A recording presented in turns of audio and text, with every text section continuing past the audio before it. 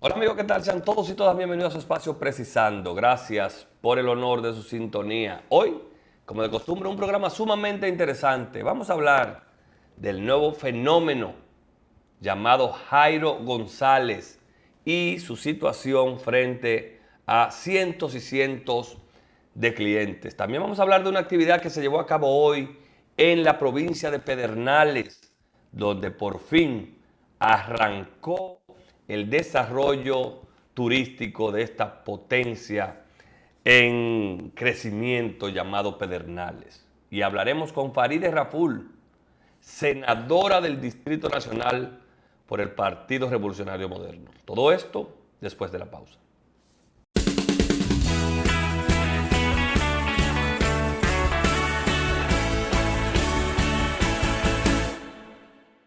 Gracias amigos por continuar con nosotros. Miren,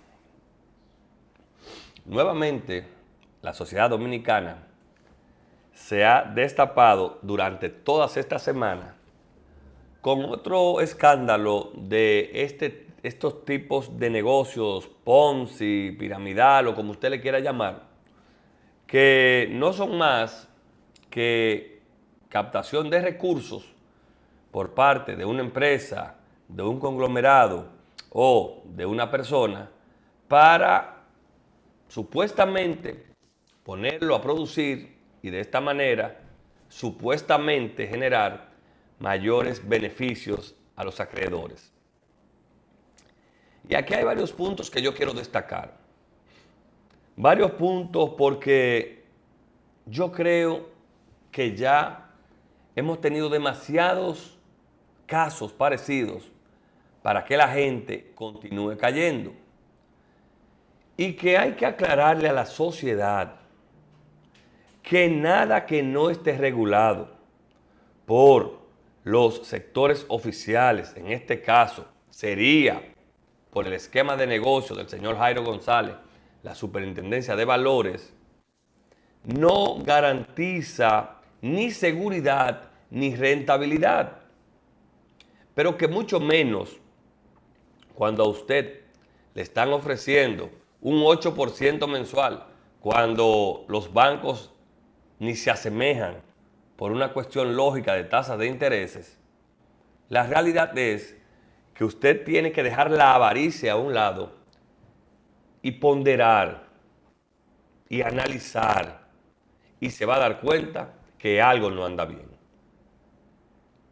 A mí se me han acercado bastantes personas que han sido engañadas por el señor Jairo González, que por demás, aparte de sinvergüenza, descarado, es un desfachatado, es un hombre muy hábil y que a mí, sin saber mucho de leyes, sin saber mucho de derecho, me preocupa las coletillas que este individuo, actuando de mala fe, le puso a los contratos que firmaban cuando él recibía el dinero.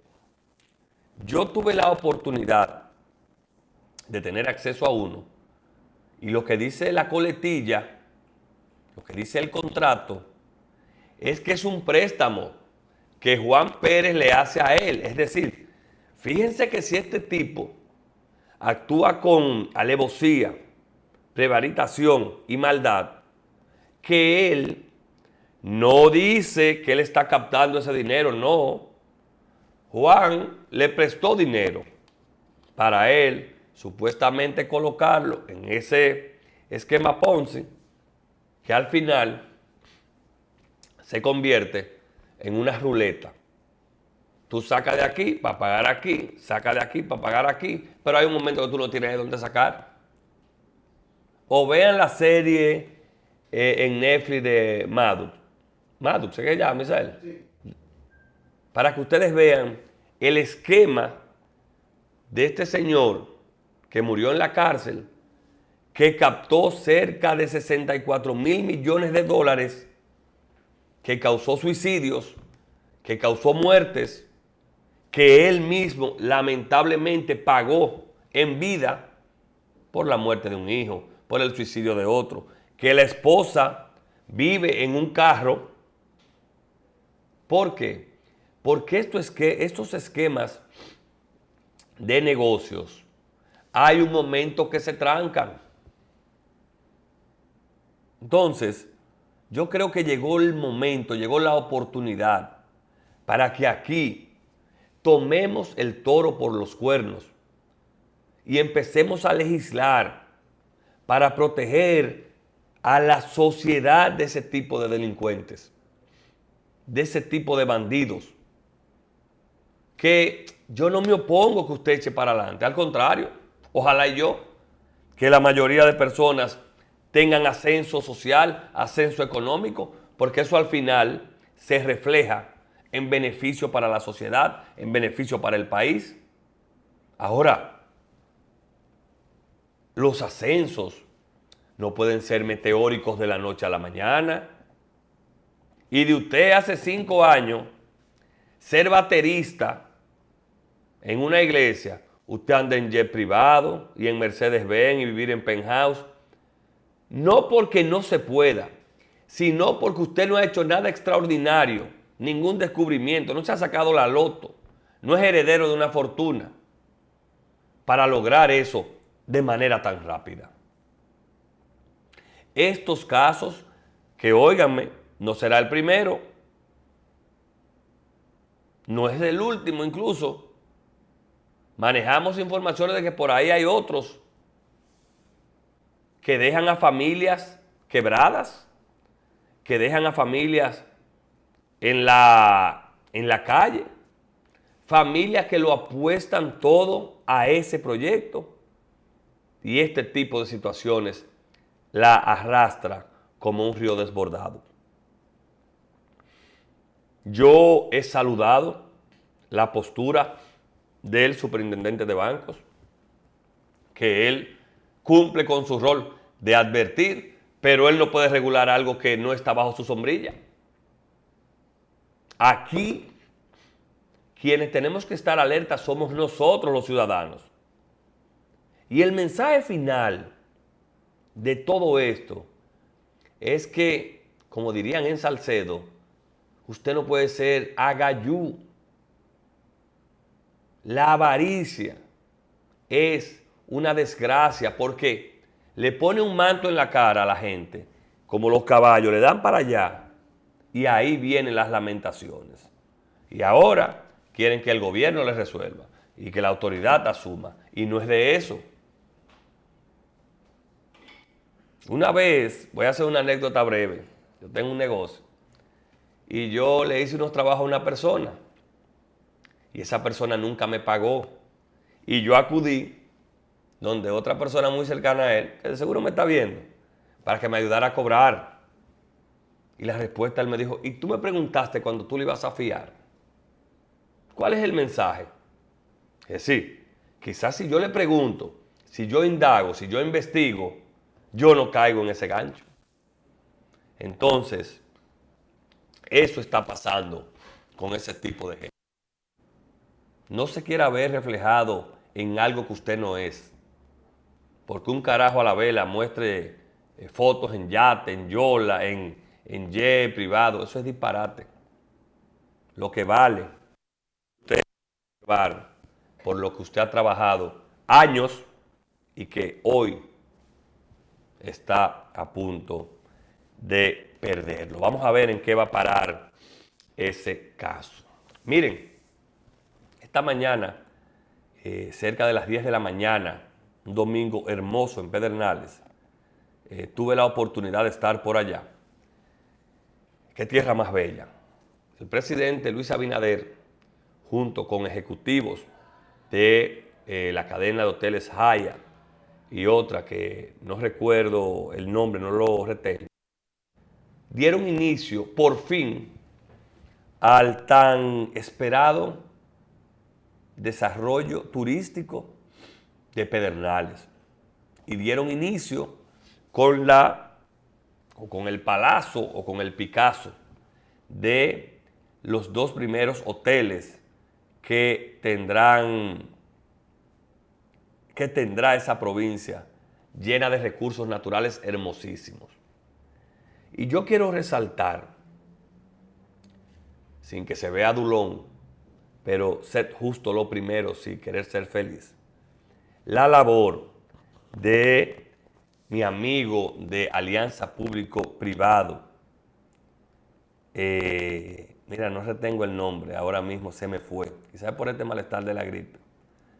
Pero el trabajo que está haciendo Sigmund Freud en Alianza Público-Privado me llena de orgullo, porque yo sé de la preparación, de la honestidad y de la entrega de ese joven que desde antes de estar en la posición, junto con el presidente Abinader y otros de su equipo político, apostaron a ese fideicomiso, a esa alianza público-privado que hoy es una realidad en Pedernales. Y me satisface ver el compromiso de un contemporáneo mío, de un joven que sin quizás le pudiera estar yendo muy bien en su oficina privada, uno de los bufetes de abogados más prestigiosos de este país, pero que, como yo decía el domingo pasado, al igual que otros, decidió poner su talento al servicio del pueblo, al servicio de la nación. Qué bueno que el presidente Abinader tuvo la visión de poner en una posición tan importante un joven con estas cualidades. Y en el caso del presidente, si no lo decimos, estamos cometiendo un acto de injusticia. El presidente ha demostrado con hechos su interés real de democratizar los polos turísticos en la República Dominicana. Y cuando hablo de democratizar, mucha gente se ríe, porque el polo turístico por excelencia es Punta Cana. Es muy fácil usted traer inversión a Punta Cana porque la mayoría de cosas están. Ahora, cuando usted ve un presidente y un gobierno apostando a Punta Bergantín en Puerto Plata, apostando a Cabo Rojo en Pedernales, usted tiene obligatoriamente que reconocer que hay un compromiso real con fomentar la industria sin chimenea en todo el territorio nacional. Porque hay que recordar que Pedernales nada más no va a ser hoteles, hay aeropuertos, hay carreteras nuevas, hay otro tipo de atractivos que sin dudas van a convertir esa provincia en lo que es la provincia de la Altagracia, en lo que es la provincia de La Romana, en lo que ya otra vez es Puerto Plata, con bajísimas, pero bajísimas tasas de desempleo, pero con muchísimo desarrollo, con muchísimos negocios nuevos, pintorescos, bonitos. Entonces, ese tipo de cosas hay que celebrarlo. Ese tipo de acciones hay que apoyarlos. Y eso que yo viví hoy en Pedernales, que me tocó por las características de mi trabajo asistir, eso que yo viví me da satisfacción de tener este rostro medio rojo por ese sol que cogí. Ver a la gente ilusionada, pero sobre todo, ver a la gente con un rostro de que sí, por fin me están hablando la verdad. Por fin estoy viendo que la autoridad y el sector privado se acordaron de mi región. Una región pobre, millonaria en recursos naturales, y que ahora, sin dudas, y gracias a estas APP, alianzas públicas privadas, y la decisión de la autoridad, van a salir a flote como nuevo destino turístico, no solamente del país, sino de la región. Enhorabuena para los habitantes de Pedernales y de toda la zona. Señores, no se vayan. Yo tenía mucho por hablar con ella. Farideh Raful, senadora del distrito, nos acompaña esta noche. Ya volvemos.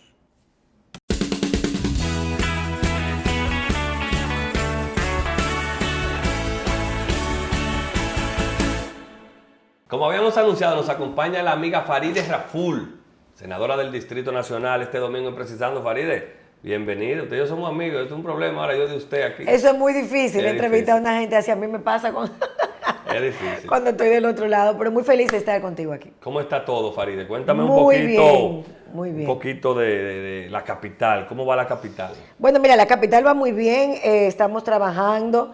La capital ha acumulado una gran desigualdad social desde el punto de vista habitacional, desde el punto de vista de asentamientos humanos, donde tenemos zonas muy excluidas y marginadas, pero con un tema importante que es que esas zonas excluidas tienen acceso a las principales avenidas, a escuelas cercas, aunque no en un servicio de calidad como el que se necesitaría.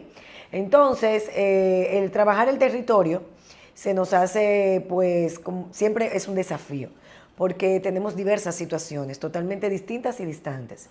Entonces nosotros en la labor de la representación que hemos asumido en el Senado, y era algo que queríamos hacer desde que hicimos la transición de la Cámara al porque Senado. Es bueno que la gente recuerde que tú lo hacías. Exacto, yo lo hacía, pero en la circunscripción 1, claro. En la circunscripción 1, que me estaba limitada, aunque ya como diputada comencé a intervenir en algunos espacios, como en Domingo Sabio, con algunos desalojos que estaban ocurriendo producto del gran proyecto que lleva Urbe ahí. Y seguimos trabajando y formamos una mesa de diálogo donde la comunidad y el gobierno en ese momento, aún siendo de la oposición, nos sentamos a trabajar para tratar de garantizar los derechos fundamentales de la vivienda de las personas que vivían ahí.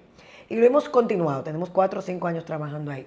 Lo mismo que con el Hospital Padre Villini, que ha sido uno de los logros de esta gestión, y yo particularmente Por fin, me Padre siento pues totalmente satisfecha. ¿Cuántos millones se llevó antes del presupuesto? No, ese presupuesto comenzó con 50 millones, comenzó a ascender.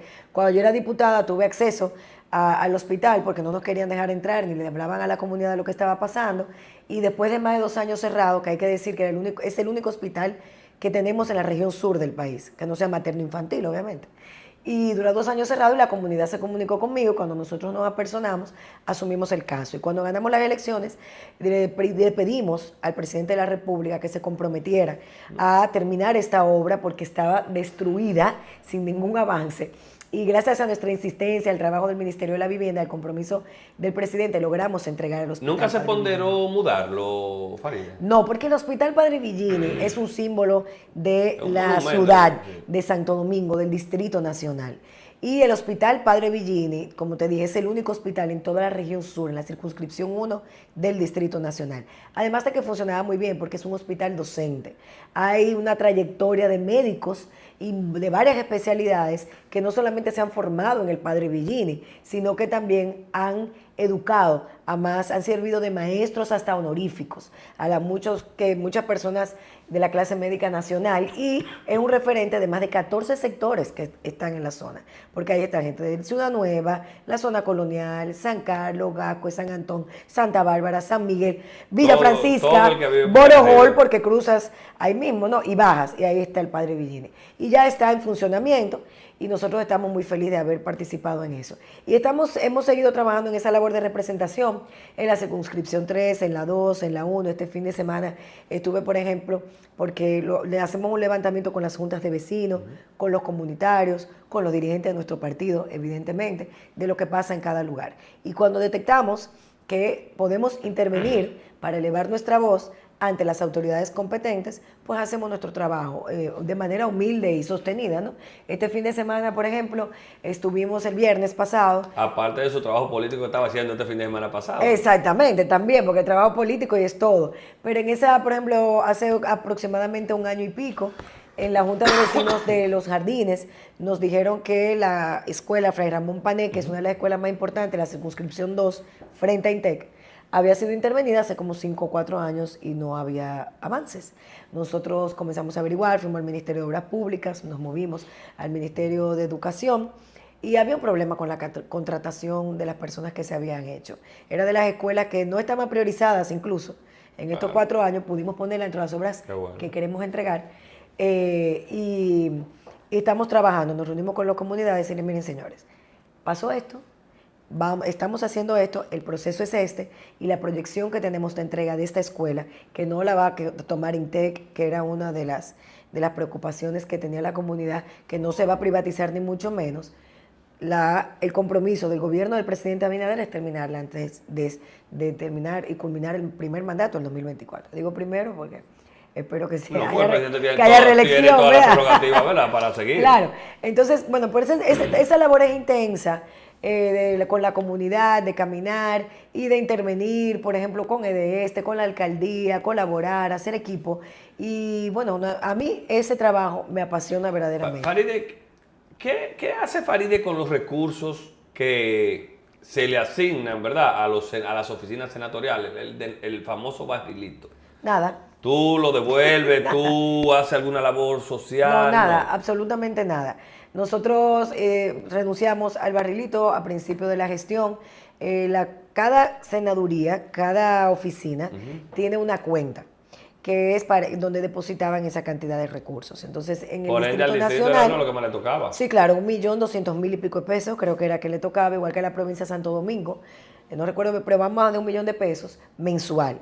Nosotros renunciamos a eso, al igual que lo hizo el senador de la provincia de Santo Domingo, el senador de Santiago, y ese dinero simplemente no se lleva. No se eroga. No se eroga a favor de nada, se queda dentro del Porque se había hablado como que tú ibas a formar unas oficinas, eso lo... Claro, la idea que teníamos en principio era buscar fondos.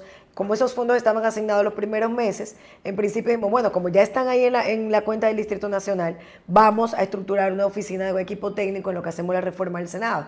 Entonces, eso fue muy tergiversado, muy manejado. Sí, porque la gente dijo, ella lo va a disfrazar. Y yo de verdad que soy una persona que no me interesa. Yo dije, no, mira, ¿tú sabes qué? Olvídate de eso. La gente no sabe. Olvídense de eso. Y como esto es una conversación con una amiga, que 1 millón de pesos para los problemas que hay en el distrito, eso es un problema para ti. Óyeme, claro. Honestamente hablando. Imagínate, yo que no tengo nada. O sea, yo soy la única senadora que no tiene oficina por el Senado.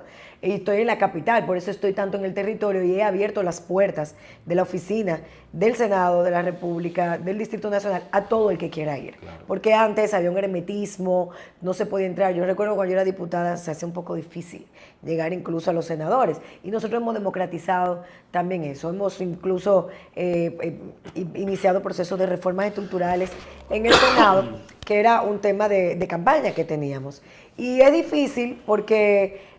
pero yo creo que la labor de representación, la cercanía con la gente complementa bastante. Yo soy una persona que estoy en política, yo no estoy ni por ambición económica, ni mucho menos, eso a mí no me interesa. Yo estoy por vocación y porque me crié pensando que a través de la política uno puede ocupar espacios para generar transformación social. Y mis ambiciones son muy limitadas en el sentido de satisfacer mi ego y mucho menos. Yo soy muy feliz. Yo soy muy feliz con mi familia, con mi muchacho, en mi loma, trancadita en mi casa o compartiendo en un momento determinado con gente querida y no más de ahí, tú sabes, dependiendo de mi empleo. Faride ha sido de las pocas senadoras que ha asumido temas muy puntuales. Sí. Por ejemplo, el anticipo. Sí. Tú fuiste una abanderada de la eliminación. Tu oposición al anticipo, Total. Que es un impuesto injusto. Y que era transitorio y sería definitivo. ¿En qué van? Bueno, que es muy fácil, porque tú recaudas seguro ahí. Yo me acuerdo que cuando yo planteé la eliminación del anticipo, Magín era el director de impuestos internos y me dijo, imposible, tú no puedes hacer eso, estaríamos perdiendo millones y millones de pesos en el país porque con ese anticipo, la renta. Y yo, óyeme, pero es que es injusto, sobre todo para los medianos o microempresarios que tengan y que las expectativas que tiene el Estado es de que tú produzcas lo que produjiste el año anterior, que tú pagues anticipadamente sin saber si vas a generar eso. Óyeme, ¿y si tú no lo generas? Tú vas en pérdida y aquí la renta no te devuelva nada. No te lo devuelve, ¿entiendes? Entonces, eso es un tema que tenemos pendiente. Ahora, yo el otro día estaba conversando con un grupo económico y le decía, bueno, si yo hablo del anticipo ahora, Jochi Vicente va a brincar. Porque, ¿Y en tu gobierno? Y en mi gobierno, porque tenemos el tema... ¿Y tú sigues con la misma postura? Sí, por supuesto. Eso fue algo transitorio que se aprobó, que debe eliminarse, porque aquí el problema es que todo lo que se aprueba transitorio se queda. Y más se paga el recaudo. Claro. Entonces aquí, como estamos en un proceso de recesión, de inflación, yo sé que es difícil que el Estado ponga una propuesta como esa, porque entiendo la situación económica y política en la que estamos, pero eventualmente eso tenemos que quitarlo de golpe y porrazo y tenemos que redistribuir. Hay que modificar la ley para eso. Claro, y hay que redistribuir ¿Y qué tú el planteas? pago de impuestos. Por ejemplo, una empresa que esté consolidada en el mercado, que tenga franquicias, que tenga años, que tenga la oportunidad de vender y transformarse y que sea altamente productiva, no puede pagar la misma o no se puede valorar en el mismo punto impositivo como una micro o mediana empresa que está incipiente. Un 25% no se lo puedo cobrar a todas igual. Ah, pues usted participe con el mismo tema de la placa. También, claro. Un Rolls Royce no puede pagar lo mismo no que un puede Corolla pagar del lo 2000, mismo del con 2022, Datsun, mi amor. del mismo año. O que mi carro de 2016. Claro. O sea, tenemos que redistribuir eso. Y por eso era tan importante que el tema de la reforma fiscal se hablara desde el punto de vista de la justicia social. Yo sé que es un tema que se quedó ya para después, porque en una campaña electoral nadie toca el tema, pero es un tema pendiente en esta sociedad. Y cuando se hable de eso de manera integral, seria, tenemos que paguen los que más tienen y los que menos tienen pueden pagar en la proporción que deben. Pero es lo mismo que pasa con los salarios. ¿Y cuándo el tema de los salarios, por ejemplo. Ajá. Tú tienes sectores como el sector turismo, el sector zona franca, altamente productivo, con muchas exenciones fiscales, que cuando se habla de aumento salarial, gritan, pero pagan muy bajos salarios. En términos comparativos con medianos empresarios o microempresarios que tú le estás exigiendo lo mismo que a ellos que tienen exenciones y a estos no. Entonces tenemos que sentarnos a evaluar y discriminar según la generación. Pero como dicen los jóvenes, usted soltó ese tema ya del anticipo, lo tiene en carpeta. No, está ahí, está en carpeta. Lo que pasa es que nosotros le hemos ido hablando con los que mandan, ¿verdad?, en el gabinete económico del gobierno para ver de qué manera comenzamos a sensibilizar. Si algo yo he aprendido ahora que vivimos la transición de la oposición al gobierno, es que la gente me dice, tú antes gritaba mucho, ahora no. Yo digo, no, yo sigo siendo la misma, con la diferencia de que antes era una entre 190, con un partido que aplastaba a la oposición política.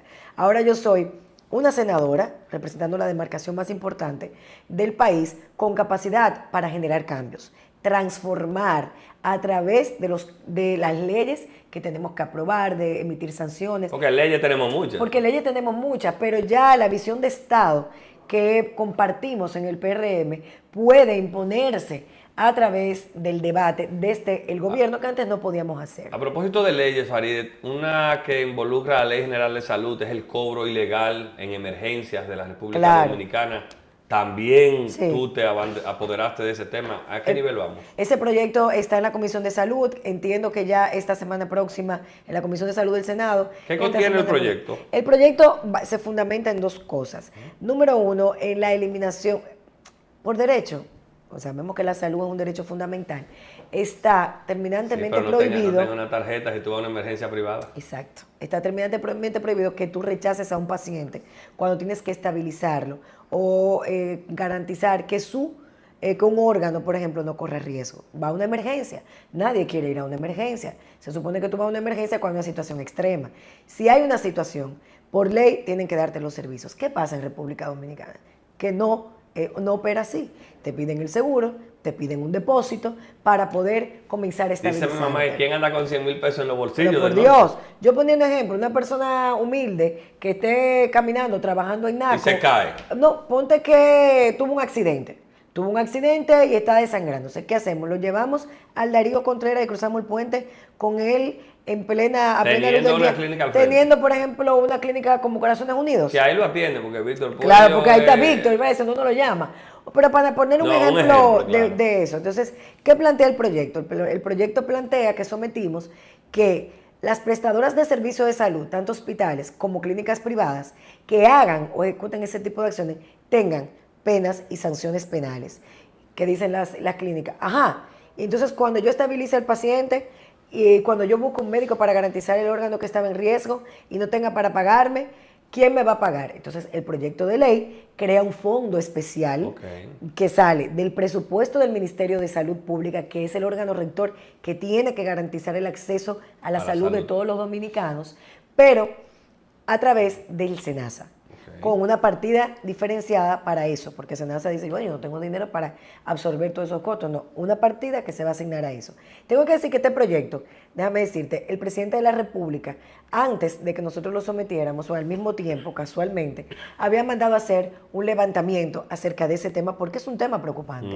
Y cuando sometimos el proyecto, nos unificamos. Ha muerto mucha gente. Claro, nos unificamos en ese sentido para llevarlo hacia adelante. O sea que contamos con el apoyo también del Poder Ejecutivo y el proyecto también sanciona la retención de cadáveres o pacientes por deuda. Que eso también se estila. ¿Se estila? No, o sea... ¿Tú te ves qué cosa más desgarradora? Yo no, yo tengo casos terribles que he vivido de personas que me llaman, senadora, tengo esta situación y tenemos que resolver para que le devuelvan a su muerto. O, como pasó un caso que hasta es curioso, fue un caso de un familiar que duró 3 días muerto porque se mandó un cheque, le dijeron que tenía que ser un cheque de administración, era un fin de semana, y el lunes todavía no le habían entregado el cheque. Y los familiares dijeron, no, pero quédense con él. Que él no se vio vivo, tampoco muerto, pero quédense con él.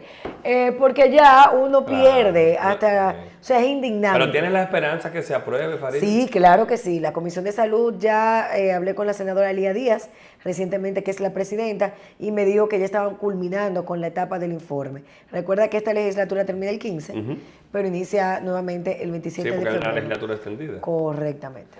A propósito de la legislatura extendida, senadora, muchas vueltas ha dado la ley de régimen electoral.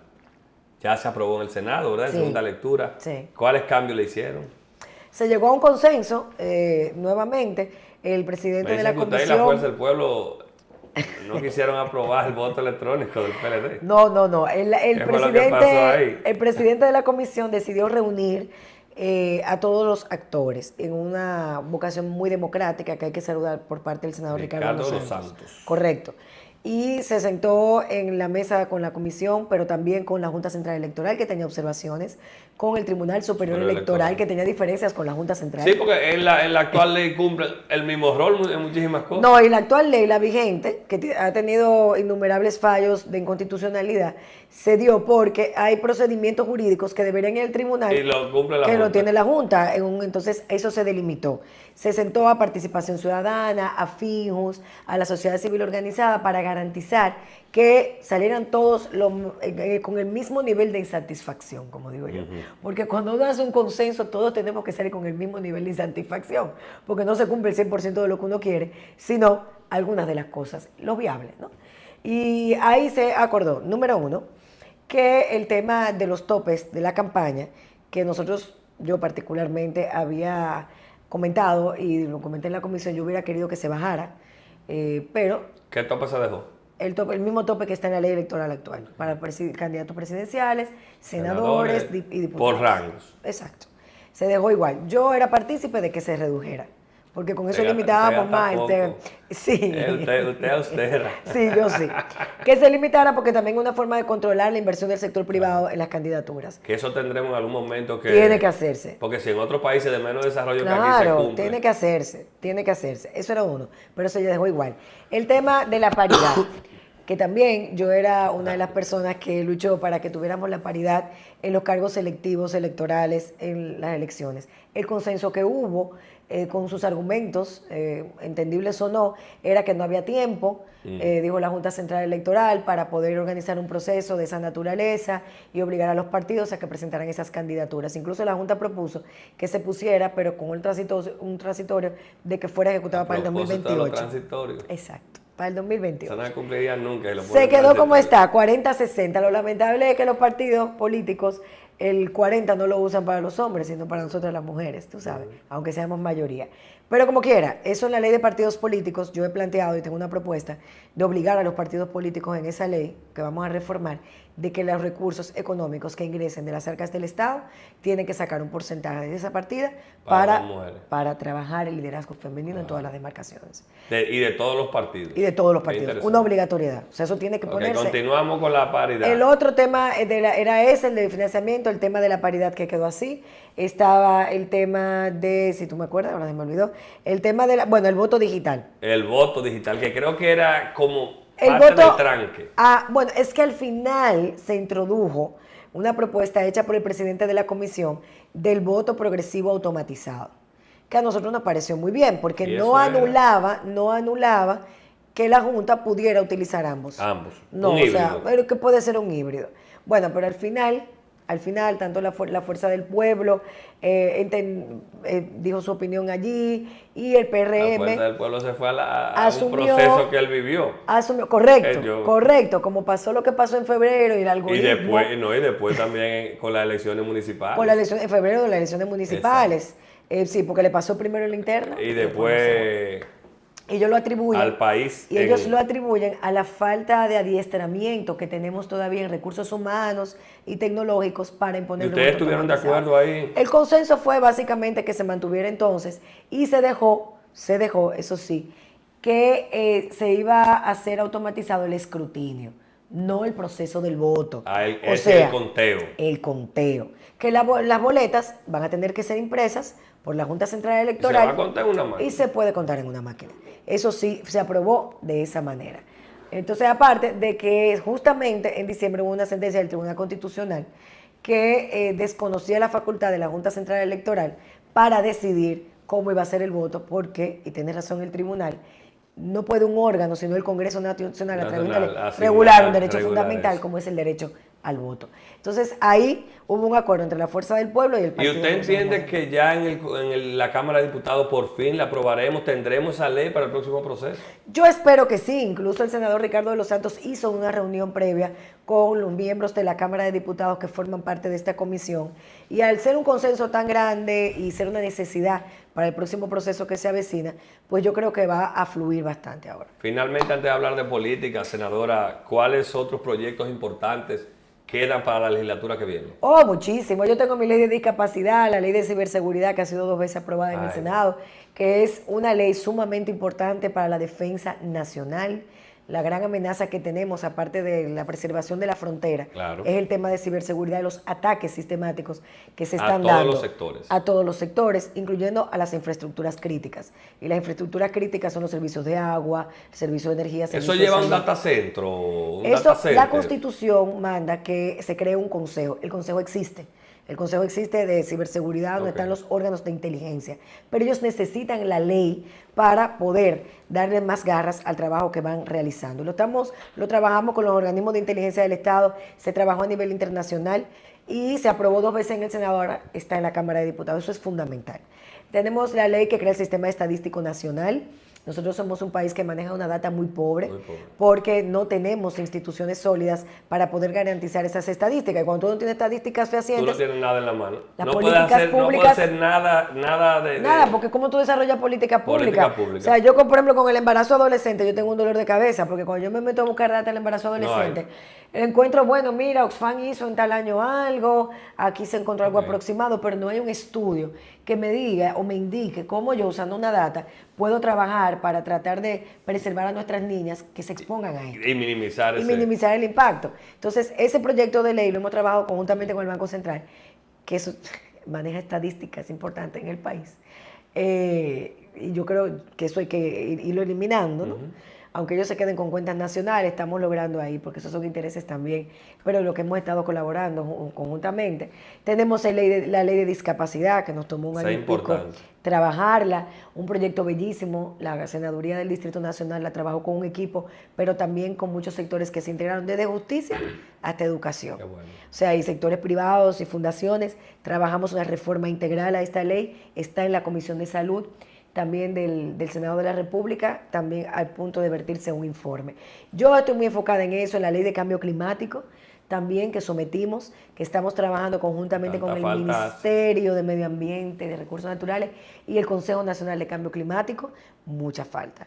Eso es un problema que yo siempre digo... Lo hemos cogido como a relajo siempre. La gente no lo entiende, es tan importante y la gente no lo entiende o no lo hemos sabido comunicar. Y nos están dando unos susticos.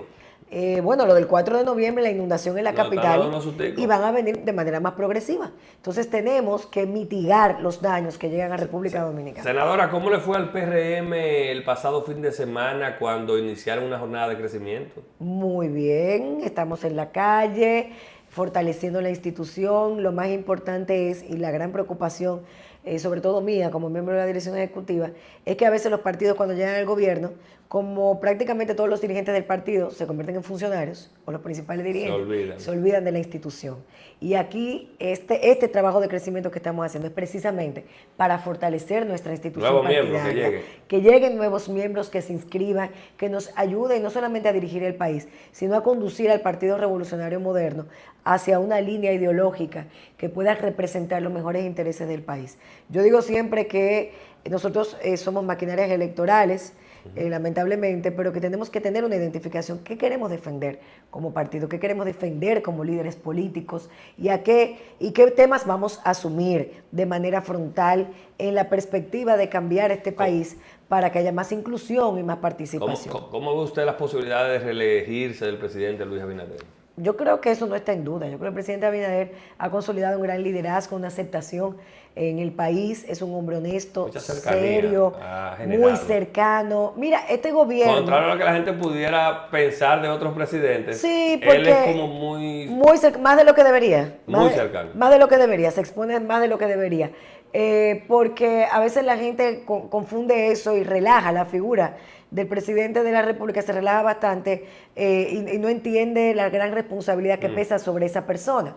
Y Luis es un hombre muy responsable, muy comprometido, pero además con este cambio de gobierno, aparte de los cambios que hemos ido haciendo de manera sostenida poco a poco, porque ninguna sociedad cambia de la noche a la mañana, ha humanizado el símbolo del poder. Y el Distrito Nacional, veremos a Farideh Raful buscando nuevamente la senaduría, está ponderando, ¿cómo vamos? Vamos bien, seguiremos buscando. No es eso, ¿va a buscar la senaduría? Claro que sí, seguiremos trabajando. ¿Y los números que dicen? Yo no veo números de nada, el equipo mío es que ve esas cosas, yo siempre trabajo y se lo digo. Ni números ni redes sociales. Nunca en mi vida he visto eso, sí, las redes las veo a veces y las comparto y disfruto muchísimo con muchas cosas, pero no me hacen daño.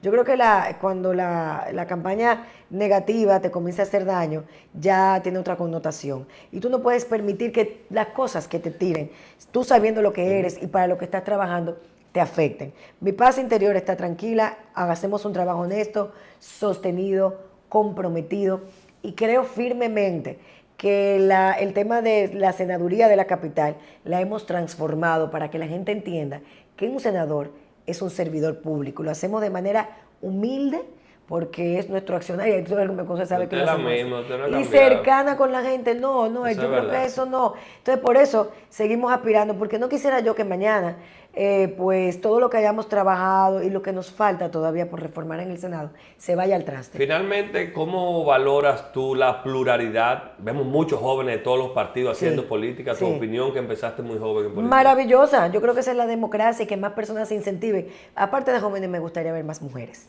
Porque yo pienso que la mujer la tenemos bastante difícil para crear un liderazgo político, no llegar por un hermano, por un primo, por un marido, sino para crear un liderazgo político, porque la sociedad nos exige que hagamos y nos desempeñemos de tantos roles y nos exige excelencia en todos los roles. Yo decía en una entrevista el otro día que me dicen, ¿cómo usted hace tantas cosas? Mamá, pareja, está en la calle, comunicadora, tiene que... Senadora. Sí, porque tengo que vivir de la comunicación, el sueldo no se vive, miren. Y me decían, no, y usted también tiene, porque los proyectos de leyes se estudian, yo tengo que estudiar, yo soy abogada y hay que trabajar el tema de conciliar políticamente muchos intereses para lograr que se imponga el interés colectivo y sacar leyes como la ley de ordenamiento, que tenía 14 años gavetada porque había un sector importante de este país que no quería que se aprobara y la logramos sacar. Y yo le decía, no en todo se está todo el tiempo bien. Cuando yo soy muy buena madre, descuido la política. Cuando soy muy buena pareja, descuido al hijo. Cuando soy muy buena política, descuido la casa. O sea que en algo se falla. Uno es un ser humano y uno lo que tiene que tratar es tener un equilibrio mental, paz espiritual y estar concentrado en el trabajo, que nada nos distraiga. Farideh, amiga querida, gracias. Feliz de estar contigo y compartir. Una conversación muy buena, de verdad que no, estamos a la hora. Teníamos esto pendiente. Sí, hace mucho. Y creo que la gente salió satisfecha. Ojalá que sí, estamos a la orden para aclarar cualquier cosa. Farideh Raful fue nuestra invitada este domingo. Ustedes no se vayan, ya volvemos con la parte complementaria.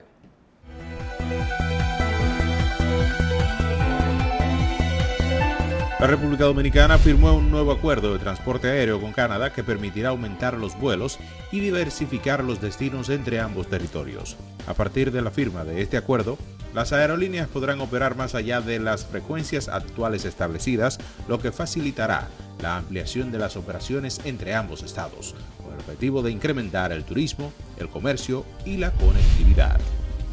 En otra información, con la asistencia del presidente Luis Abinader, el Senado de la República reconoció al magistrado Milton Ray Guevara, presidente del Tribunal Constitucional, por su destacada carrera profesional, trayectoria jurídica y por asumir un compromiso inquebrantable en la defensa, impulso y enseñanza de la Constitución en favor de la institucionalidad del país.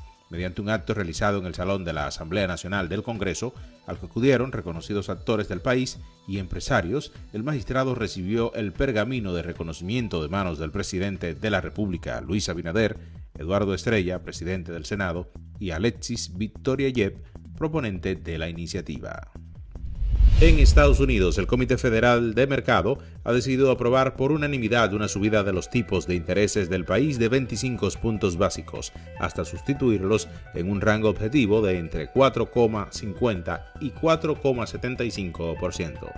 La autoridad monetaria estadounidense ha pronosticado que todavía serán necesarias más subidas de los tipos de intereses para doblegar el alza de los precios. A la hora de determinar su alza, se tendrá en cuenta el progresivo endurecimiento de la política monetaria, de los efectos retardados de la política monetaria sobre la actividad económica, la inflación y el sector financiero.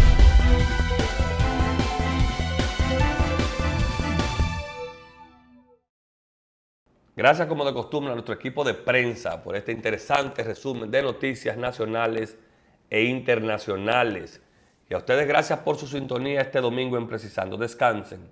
Feliz resto de la noche y continúen con la programación de Telefuturo.